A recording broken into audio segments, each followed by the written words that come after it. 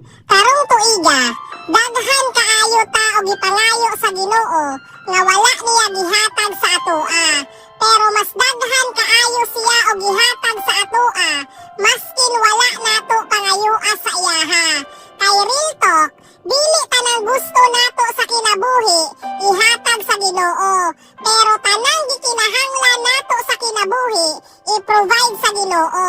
Maunang, kung wala man gihatag sa Ginoo sa imuha, ang imuhang gipangayo sa iyaha karong tuiga, ayaw pang luod igsoon. Tungod kay naay giandam nga panalangin si Lord para nimo. Panalangin nga more than pa sa imuhang gipangayo sa iyaha. Kay always remember, ang Bible nag-ingon sa Matthew chapter 6 verse 8, sa dihang wala pa tanangayo sa Ginoo, kabalo na si Lord daan kung unsa ang atoang gikinahanglan, kinsa ang atoang gikinahanglan, pila ang atoang gikinahanglan, ug kanus-a nato gikinahanglan.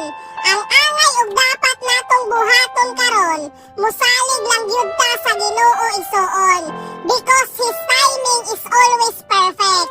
The Bible says in the book of Isaiah, chapter 60 verse 22, when the time is right, the Lord will make it happen for you, for me, and for us. God bless us igsoon.